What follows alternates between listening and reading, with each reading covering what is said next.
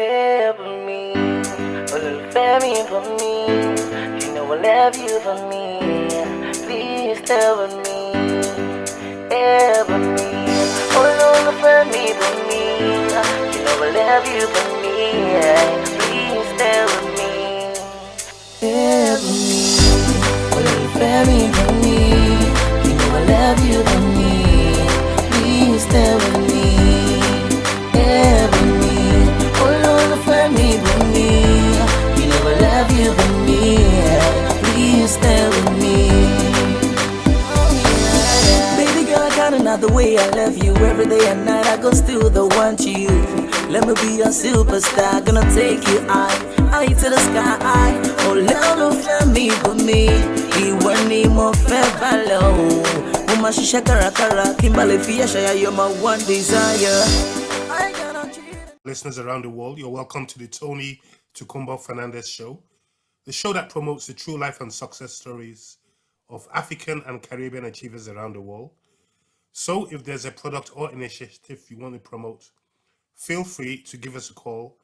The number is 0788 280 9005.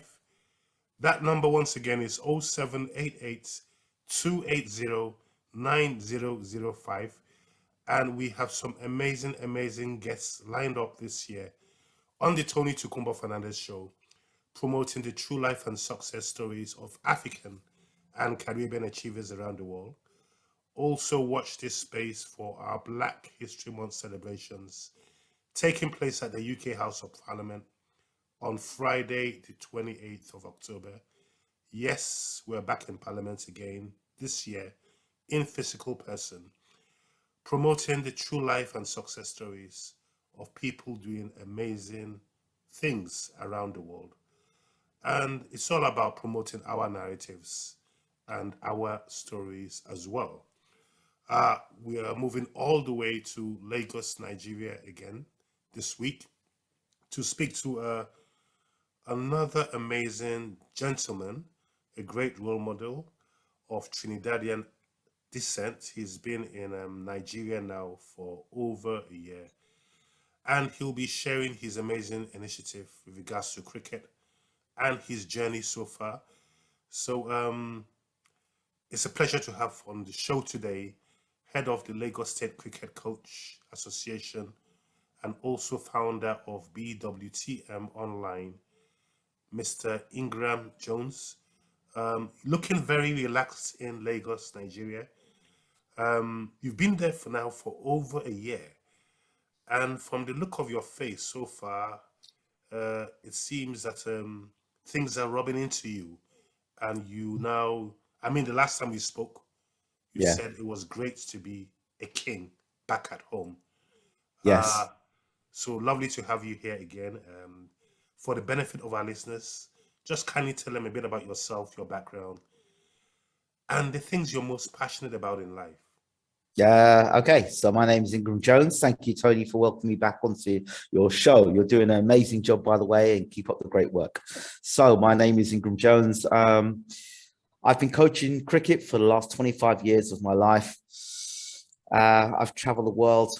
I've been in England, been very successful in England, been to the Caribbean, been successful there, been to Australia.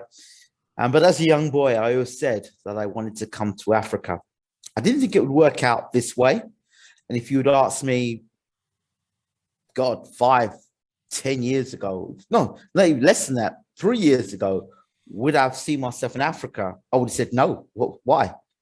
But, you say things, affirmations when you're younger, and then things happen. And I'm here now in Africa. And I've got to say that despite the challenges, this still is home. Africa is home. And I understand that there are different parts of Africa and still different cultures and still different things to explore.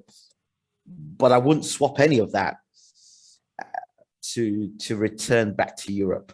Let's put it that way. Ingram, it's amazing how faith, destiny, and manifestations have played a strong role in placing us and positioning us in certain places in life from time to time. Absolutely. Now you've been in Nigeria for over a year. What's the journey been like so far in terms of the benefits, in terms of a bit of the challenges, and also in terms of some of the things you think people take for granted?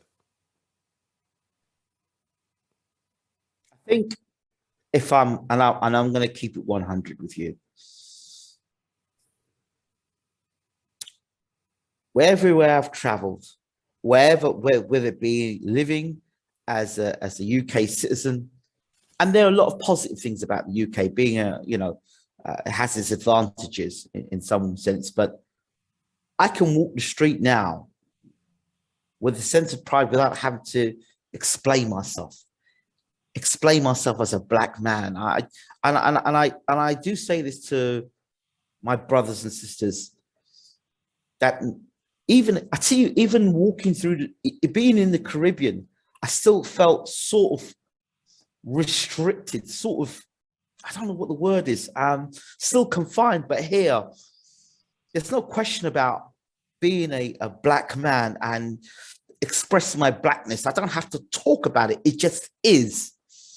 So all of those years of, as as a young man growing up, you're told to do things. You have to work twice as hard as the white man. That's what you're told as a young person. You've got to do twice. You've got to work twice as hard. You've got to be better than them. I don't have to be in that frame or mindset no more.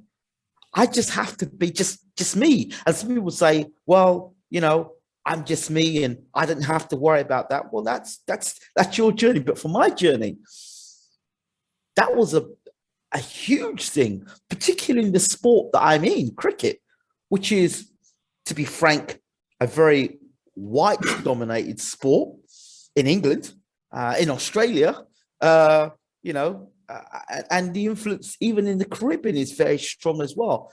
But in Africa, particularly in Nigeria, there is a real sense of embracing one's culture and oneself, even if that at times falls short of the mark, because you live in a country that maybe have been more developed and you see those things, and unless you've had the opportunity to be exposed educationally and have traveled, it's still, I'll still take that than anything that I've had to put up with and deal with and tolerate being in Europe any day of the week. And I just know now that the challenges I face, whether it be through infrastructure or through education, I can say it without saying the issue is because it's not because of the color of my skin, but now more about the content of my heart. And that's a big difference. And that is also coming from a place where, even in America, where I was very deeply connected within a Black community and Black initiatives, where there was rah, rah, rah, black, but there was still this force you were fighting against. Here, the force is different. Here, the force is sort of breaking down the barriers of miscommunication and kind of, if I'm at 100 miles per hour in England or in America, it's like taking it down to, just for a moment, down to about 70 to 80% and then cranking it back up again. It's kind of like that, like if you're on a radio station, you're just trying to find that old school, that radio station that you like listening to. It might be a pirate radio station, and sometimes you have to just change frequency just a little bit and fight a little harder to get there. That's kind of what it feels like. So it's just that thing. Like I can't express it enough about being a Black man and being able to live in my blackness without feeling like a second or third class citizen, or walking into a shop and thinking, oh, they're following me around the shop, security, or I'm going into a restaurant and I'm wondering what they're looking at me over there. And it's like, I don't even call it paranoia. It's just awareness, and just an awareness, like a sixth sense. Or like where I'm coaching cricket and we have these, for example, we have these dinners. As you know, cricket is that sort of sport. You have these dinners where you've got all the board that are there and the chairman and everyone. And, you know, you'll get people that give you that second glance. They'll look at you and they'll smile at you. But you know, through that smile, it's more of a toleration smile than a smile of really embracing you. You know, and it's all that sort of fake stuff, the toleration, the quotas, all that stuff that I don't have to deal with no more. Yes, there's another set of challenges, but I'd rather embrace the challenge I've got to deal with here than those challenges I had to face in Europe. Please. So that's kind of, I don't think I've answered all your questions, but that is, I have to say it because I was ignorant. I was ignorant in my thinking of Africa, very ignorant. And I think that ignorance came from, again, very young. I think and again, I go back to being a young boy. I remember every year when I used to go to church, from about 12 to about 17, there was this thing called World Vision. And every year I would fast every year to send money to Africa, Did that money ever get to Africa? I don't know. But every year I would fast, every year it would go to Africa. And I remember sitting around the table and my mum, to get me to persuade me to eat my food, she'd say to me, or my dad would say to me, that food that's on your table, do you know how fortunate you are to have that food on your table? I'd say, what do you mean? Well, think about those kids in Africa. You know, they don't have food on their plate. They have no food on their plate. So you should be grateful you've got food on your plate. And then things like Bob Geldof, you know, and World Aid and we need the money. All these subliminal messages that are in your head that sort of make you feel, without really looking to make you feel that you are sort of superior to others, without actually. Subconsciously, it's been printed in your head, not consciously. Subconsciously, it's there. And then when you do engage with Africans, you kind of feel it's just at the back of your head. You've got these little snide thoughts in your head. Ha ha, you know, you're African. Ha ha ha ha. You're on TV. Look at you. Ha ha. It's in your brain as a young boy, not as an adult. Now you don't know different. You're laughing. You see things on television. You see those advertisements and those things in your head. And as you get older and you travel and you have certain experiences that make you realize that we really are one. And then the opportunity finally comes for you to say, you know what? I'm going to come to Africa. And then when you come to Africa and you realize that a lot of the narratives that have been put out there are from a people, a set of people, or a bunch of people, or a mindset which is to divide and conquer, or it's a mindset that is to bring disharmony, or a mindset to make you feel, you know, you're better than someone else, but yet really we're all one. And if we were to come together and unite, regardless of our accents or where we're actually placed in the world, if we came together as one, we could be extremely powerful. And here you are today, embracing those challenges in the heart of Nigeria positively. And you speak about narratives. Yes. Sometimes the misconception Absolutely. of narratives. Now, how important is it for us as Africans to promote our narratives through the journey of life? See, even now, I can't even say the word Africans and now Like before, I'd be like, yeah, we're all Africans, let's all get as one. But now it has to go deeper than that. It has to be of, first of all, we're all people of color, we're all black. And so that oneness as a people, as when you say Africans, like there's still people in their minds to go, well, I'm not an African. I'm an American. I'm not an African. I'm a Caribbean. I'm not an African. But really we are one. We are, and I do understand the African thing. But to overcome that hurdle, I just say that we are a united people of color or a united people of blackness, because it's like to do away with the labeling of this or that and just be as one. Do you understand what I'm trying to get at there, Tony? I get what you're saying about the African thing, but now, because of my personal experience, I feel that even if I could do away with the African thing and just be, because that type, even that in itself, there's still a divide, because somebody will say to me, well, you know what? You weren't born in Africa, mate. You were born in England. And that, even my experiences going to the Caribbean, I still feel like a man that has no place, even though I've decided to make Africa my home. I still feel like a man, like I said before, with no place. If I go to the Caribbean, I'm considered I'm an Englishman. If I'm in England, I'm told go home. If I go to Africa, I'm considered, I'm considered an Englishman because of the way I speak. And even by the way I speak, there's mockery, or there's people laughing in a corner, or, at first. But then they're fascinated. Once, like the young people, they'll laugh at you at first. But then they become fascinated in your journey. They're fascinated in how you got here and fascinated as to why you want to stay here.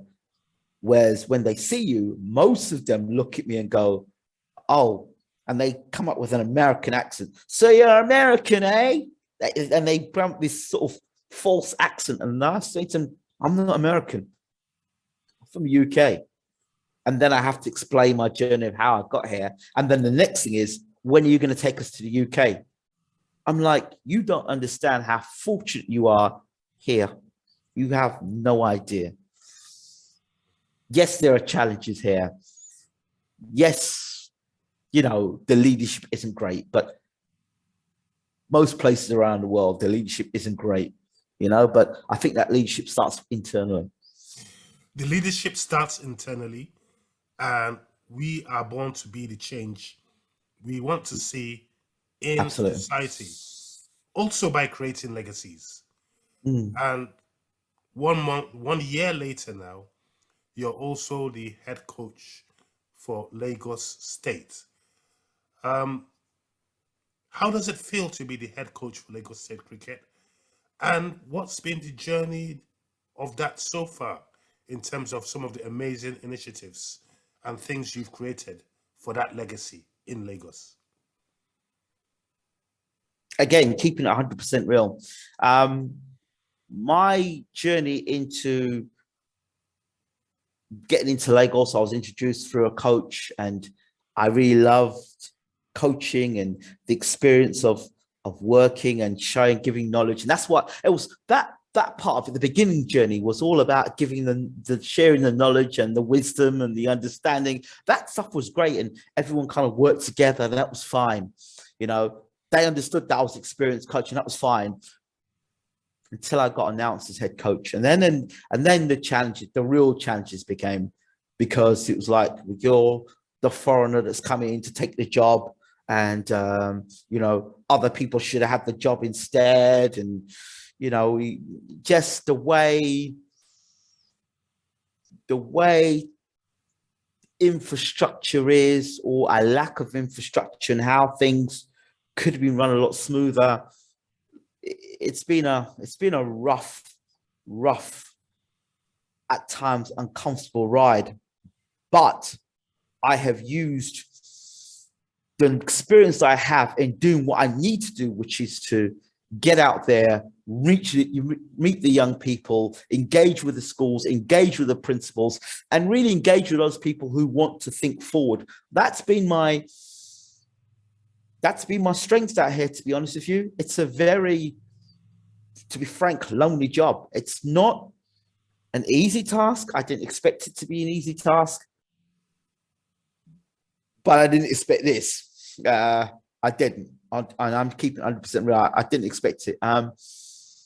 There's a lot of other challenges, like in England, the Caribbean, in Australia.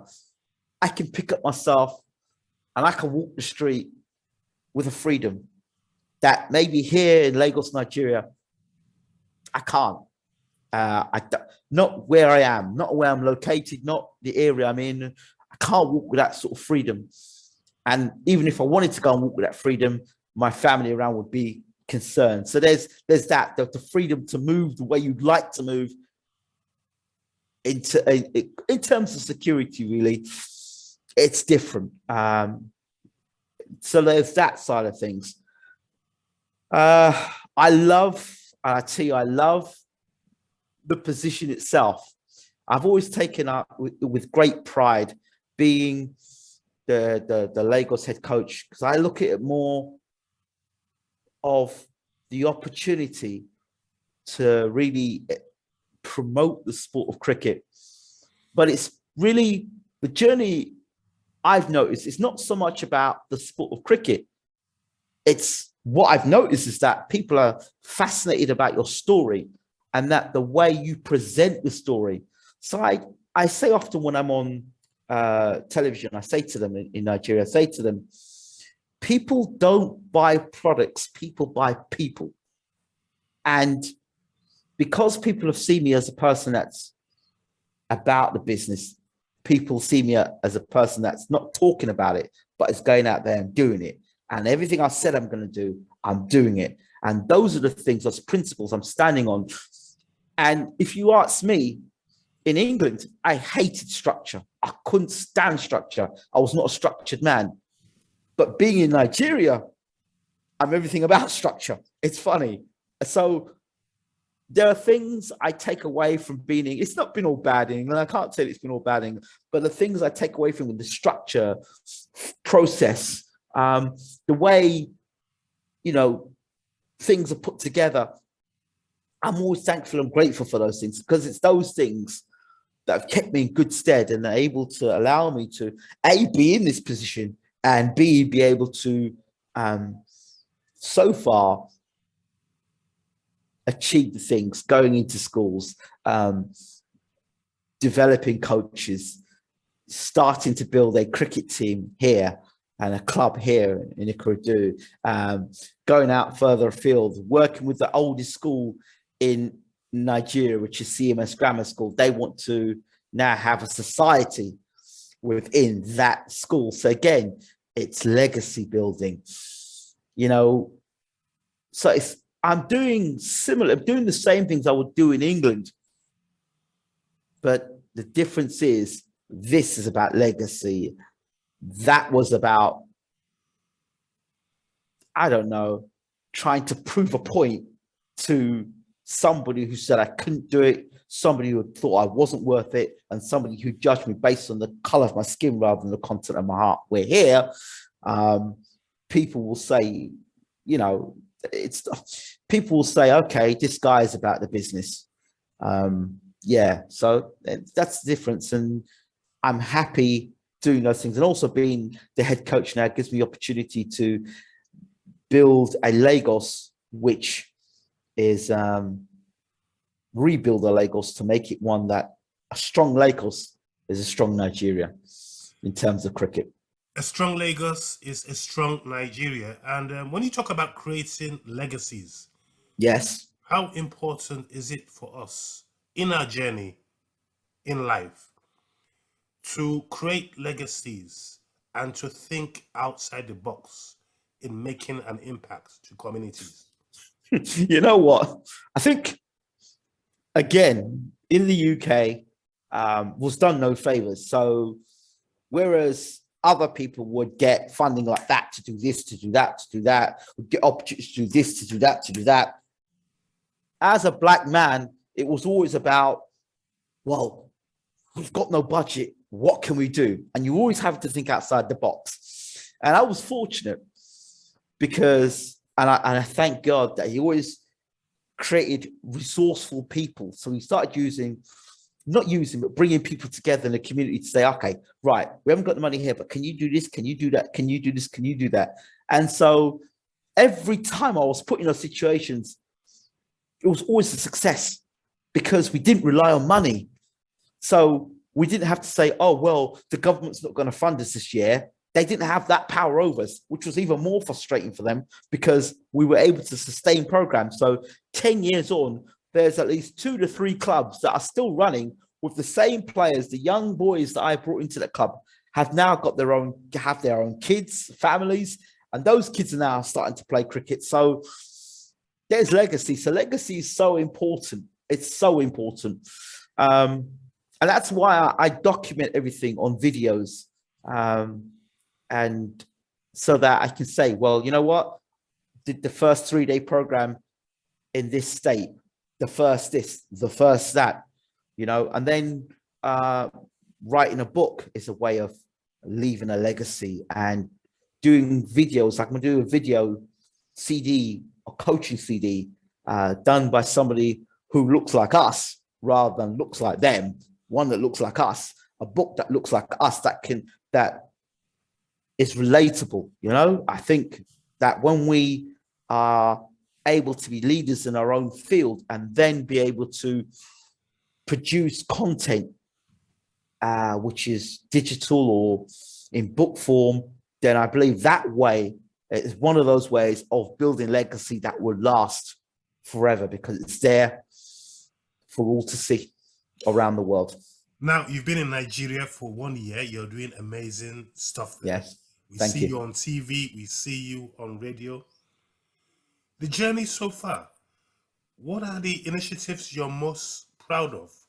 Be it personal life, be it media related, be it cricket, be it values. First of all, I have to say that God is the first thing that without God, nothing is possible. Sounds like an award speech, but it's true. Without God, nothing is possible. And I will say over and over again that is being the strength that in 30 years within my faith, that has kept me here now.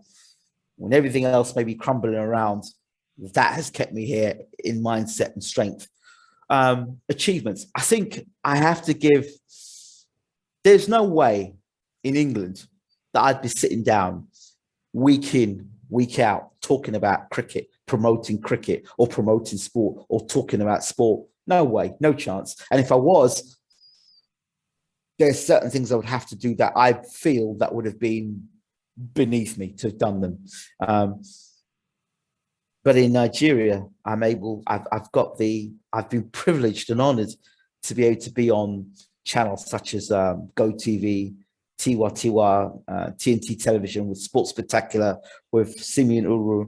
I've been privileged to be on Nigeria Info with Sarafina. I've been honored to be on Silverbird Television with Blessing on her Sports Caf every Tuesday. So those things I really am proud of. Again, we're talking legacy and you're promoting the sport and talking about cricket. And then those young people being able to be on television and those parents being able to see, wow, this cricket is changing their lives. And then seeing young coaches now come in the community and go to other schools. And then the sports masters are celebrating them. Those things for me are delightful. They're great. We haven't started playing any cricket yet. I think ask me that question again, maybe in 3 months' time, when we've played some cricket and played some matches under after being head coach. I think then again, I could have more to talk about.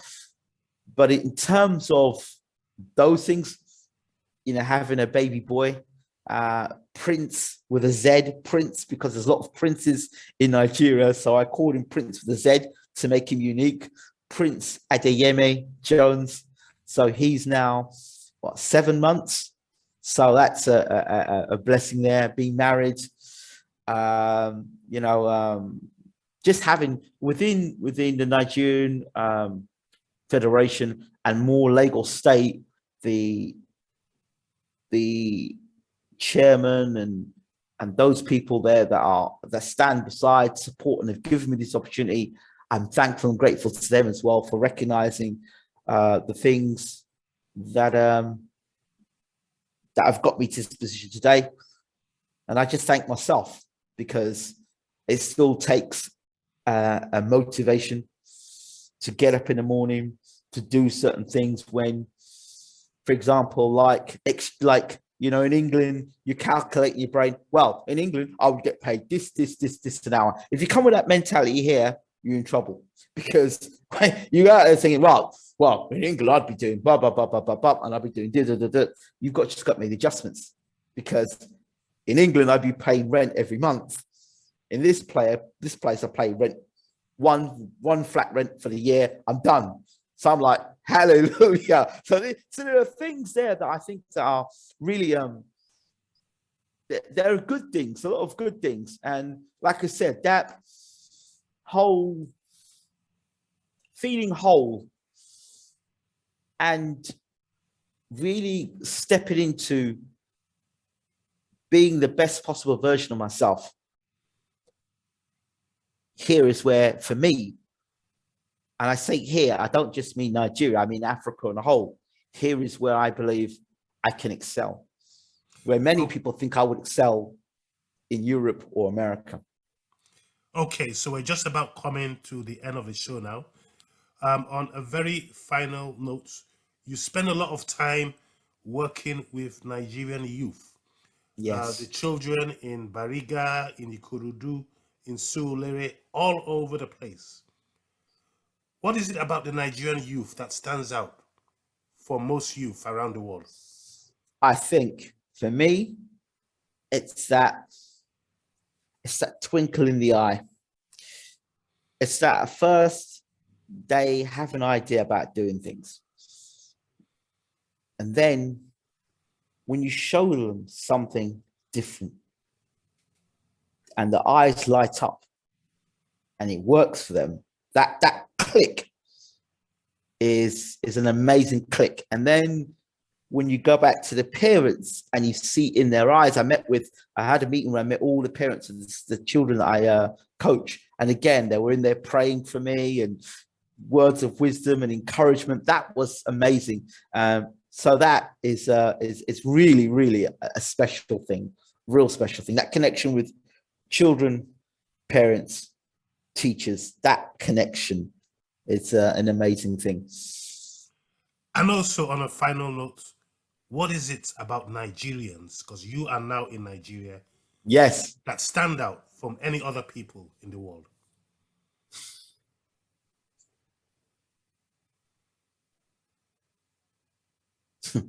To be proud of who they are, regardless. This is who we are, regardless. Yeah, and there's an internal pride, strength that I don't know. It's just different to being in the Caribbean, just different. But that internal pride is something that I admire, and that entrepreneur spirit, that is incredible. You know, you walk the street, there's always somebody selling something somewhere, and you could go down. And I just find it's incredible that they'll find a way. They'll find a way to survive. They'll find a way to get forward. And that is something that I think is incredible. I really do. Ingram, we're always proud of you promoting our stories around the world. Keep up the great legacies in Lagos and in Nigeria. Before you go away, how do people connect with you in terms of your social media handles, your website, or if they want to talk cricket with you? Okay, so I will say best thing you can do now is check out Lagos Cricket Academy TV, which is on YouTube, Lagos Cricket Academy TV. That's also a website. And if you've got a smartphone and it's on Android. You can download our app, Lagos Cricket Academy TV, which is on Google Play. It's free. You can download that and you can catch up with everything we're doing. You can catch up with us by clicking the app. You can see what we're doing on Facebook, on Instagram, on YouTube, on Twitter. You can see everything that's going on, and we even do live feeds as well. So yeah, you can catch me all there on that, and you can just Google. It's all there on Google. So that's a great thing. We talk about legacy, it's all there. Oh, and I've got to say thank you to all the media that are covering the work that we're doing in Nigeria. You're the best. Keep up the amazing work. We're proud of you, and catch up with you soon. Thank you, Tony, and you're doing a great job. Thank you.